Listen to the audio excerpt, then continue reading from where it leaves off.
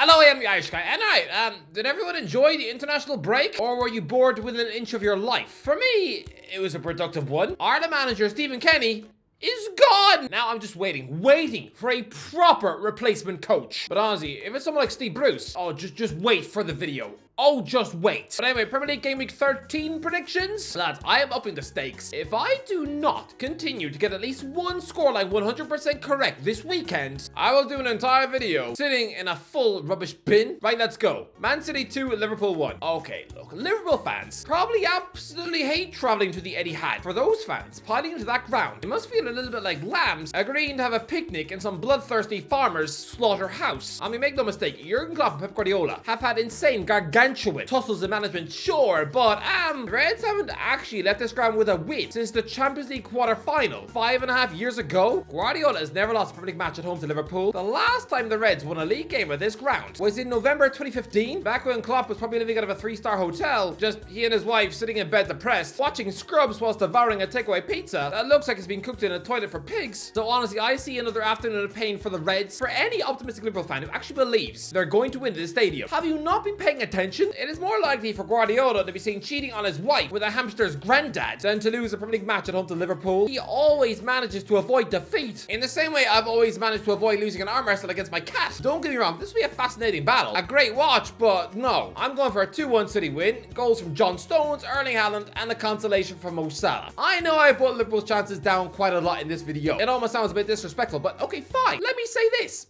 If Liverpool somehow leave this ground with all 3 points, then I will do an entire video buried up to my head in sand with a bucket of sad ice cream melting on my head. Burnley 1, West Ham 2. West Ham have neutered Burnley. I'm sorry, but for a few years there, the Clarets were a terrifyingly frustrating bogey team for the Hammers. They were like that horrible, ugly monster hiding in the closet. You know, the one who sneak out in the middle of the night and eat your goldfish with a spoon? You know, as if Monsters Inc. was an 18s horror film. Honestly, we all remember back in March 2018 when Burnley absolutely flattened West Ham in their spaceship ground. There were protests. I mean, fat blokes running onto the pitch to try and steal a corner flag. It was embarrassing. What was the Burnley players that felt? It's a bit like as a child, you go around your friend's place for dinner, and then his parents not only have an argument at the dinner table, but the dad is literally throwing his mashed potato down the sink and threatening to eat the family goldfish in a fit of rage. Burnley went on to beat West Ham 4 out of 5 meetings, keeping clean sheets in every single win. But to be fair, David Moyes has since managed to cure the rot against Burnley. And yeah, they haven't actually lost to Burnley in 3.5 years. And I think it'll be another similar case. You've got a manager with such a high level of experience coming up against a coaching newbie whose confidence must be spread across the bathroom floor. Honestly, I would not want to be Vincent Kompany right now. He'll feel like someone who's just got on the X Factor and done a vomit on the floor in front of the millions watching on TV. Kompany to be sitting rock bottom of the league, to still be below his Burnley predecessor in the league, despite Dyche having had 10 points ripped away from him. It's an ugly, horrible look, Vincent. And yeah, this could be an afternoon of pain. 2-1 West Ham win with Jared Bowen netting twice. The end. By the way, quick interruption to let you know that this video is sponsored by Surfshark.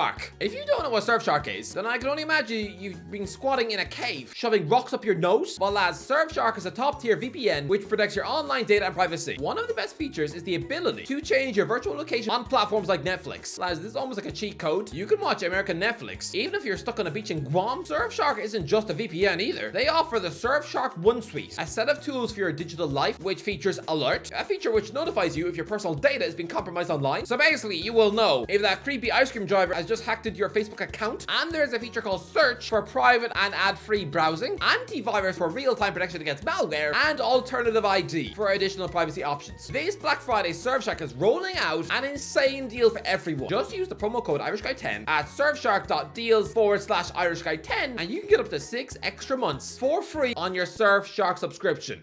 Go now. Luton Town 1, Crystal Palace 0. Okay, I really want to get at least one prediction 100% correct. I have to. So right now, I feel like I'm second guessing myself. Is the nervous excitement making me second guess myself? There is a lot at stake here. So it feels like this one can't be right. I feel like some nervous police officer who's being told to detonate a bomb at the airport. I mean, yeah, get the code wrong. And that group of grannies on the headlight in the corner are going to be picking chunks of glass out of their eyes for months. Look, this might sound mental considering Luton have not won a Premier League match at home this season, but I reckon they are beating Crystal Palace this weekend. Come on, they were seconds away from conquering Liverpool last time out at this ground. Surely the players will have gained so much confidence from that and will be able to put a sleepy Crystal Palace to the sword. And yeah, I'm going to go with a roaring Luton home fan base. A 1-0 win, Carlton Morris scoring a dodgy penalty. In a battle between a fresh-faced young manager who clearly hits the gym versus someone who'd probably crack his spine in 12 places, just bending down to cut his daffodils. Newcastle 2, Chelsea 1. Considering Chelsea being such a huge European powerhouse now for so many years, their record up north at St. James's Park is actually pretty wet sludge. I mean, lads, Man City got the huge Megabucks takeover in 2008, and have pretty much played Newcastle every single season since, and only lost at St. James's Park twice. And one of them was in the League Cup this year, where Pep Guardiola half-heartedly spat out the kids, you know, like Pennywise the clown with food poisoning. But Chelsea, weirdly, managed to avoid defeat at Newcastle for 5 years between 1998 and 2003, but since then, that is 10 times they've lost at this ground. 10! And it's not like it was just one coach who's their bogey manager. No, those 10 wins were spread out across Sir Bobby Robson, Graham Souness, Glenn Roeder, Alan Pardew, Rafa Benitez, Steve Bruce, and Eddie Howe. Even Steve McLaren was unlucky not to beat Chelsea after going 2-0 up in 2015, only for the defense to collapse like a snowman made of fudge. But anyway, the point is, Chelsea do not like traveling away to Newcastle. For whatever reason, nearly every Chelsea manager almost becomes paralyzed with fear when they step across the threshold of this ground. Whether it's Ranieri, Mourinho, Benitez, Conte, Lampard, or Potter, as if they're stepping into a nursing home filled with vampires who want to eat your skin. So yeah, I know Mauricio Pochettino has had a massive response from his players over the last month, and I know Newcastle have been crippled by injury, so you're probably expecting a Chelsea win. But no, Eddie Howe needed that international break, and I reckon, yeah, Newcastle are going to look like a completely different team this weekend to the withered injury-hit pudding of a side which meekly lost to Bournemouth. Yeah, I'm gonna go for another home win. Bruno Guimaraes and Joe Willock with the early goals. Cole Palmer scoring another penalty to make it a nervy last 30 minutes. But trust me, Newcastle are getting the win, and to prove it, if Chelsea somehow win this match, I will do an entire video balancing 3 bowls of cereal on my head. Nottingham Forest 0, Brighton 3. Yeah, pretty simple. Everyone seems to think that Nottingham Forest are absolutely safe from relegation. Yeah, no, they're about as safe as a 9-year-old boy having a picnic near Jimmy Savile's house.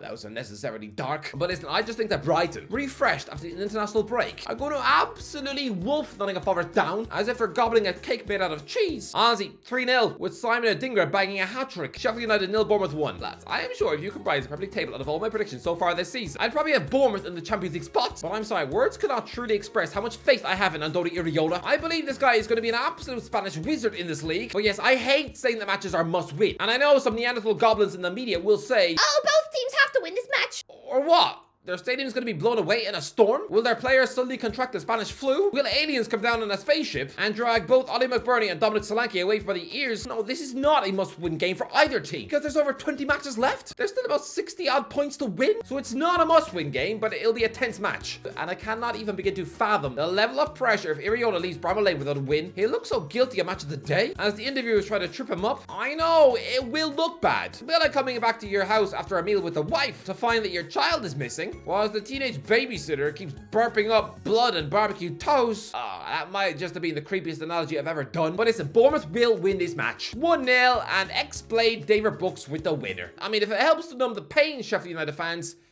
I don't think he'll celebrate. Brentford 1, Arsenal 1. Look, Brentford is a really tough place to visit, so Arsenal should not be offended that I've tipped them to drop further points. A draw at Brentford is not actually a bad result at all. Plus, there's no Gunners bad boy enemy in the Bees lineup, because it was a bit easy for Mikel Arteta to rile up his squad for previous visits to Brentford. All he needed to do was nail Ivan Toney's tweet to the changing room wall. I mean, he very quickly replaced Troy Deeney as that most random Arsenal enemy. But listen, I think it'll be a quality game. Martin Odegaard has been back in training this week, although apparently he had a mini concussion after being hit in the face by a football. I'm sorry, since when did Odegaard morph into Rodishaw's mum? But yeah, I reckon the Norwegian star will score. The Gunners will try and defend and hang on before a Declan Rice own goal. Yeah, I'm actually predicting this. This one is out there. Because when is the last time Rice scored an own goal? It happens about as often as an alien sneezes on the moon. Yeah, a lot of alien references today. But trust me, when Rice puts that ball into his own net, I'm going to look like an absolute viral genius. Tottenham 1, Aston Villa 2. Lads, this is going to be the game of the weekend. And Tottenham fans will be outraged that I predicted them to lose at home when they've been utter magic for most of the season. That is true, but I am sorry. Watching Spurs without their creative spark, James Maddison, is a bit like looking at Conor McGregor with no beard. I mean, he looks a lot less intimidating when he resembles Humpty Dumpty on steroids. But listen, don't forget, Unai Emery has already beaten Tottenham twice in 2023. Villa have won 2 out of the last 3 visits to the ground. I think we're going to see an Emery masterclass. Sure, Son Heung-min will give Spurs an early lead, but I just see a quick-fire Ollie Watkins double to completely turn the game on its head, and Ange Postecoglou is suddenly going to look absolutely miserable. Everton 1, Man United 0. Manchester United do not want to be travelling to Goodison Park. Not now.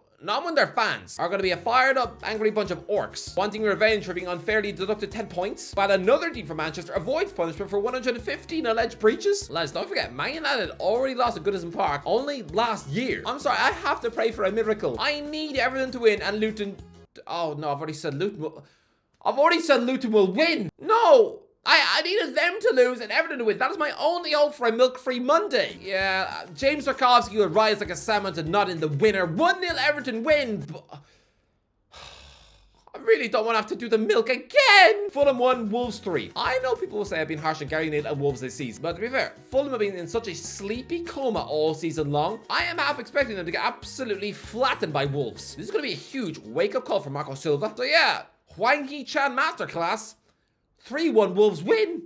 Anyway, that's it. What do you think? Let me know. What are your predictions? Let me know in the comments. If you enjoyed the video, don't forget to give a like, subscribe as always. I'll talk to you in a while.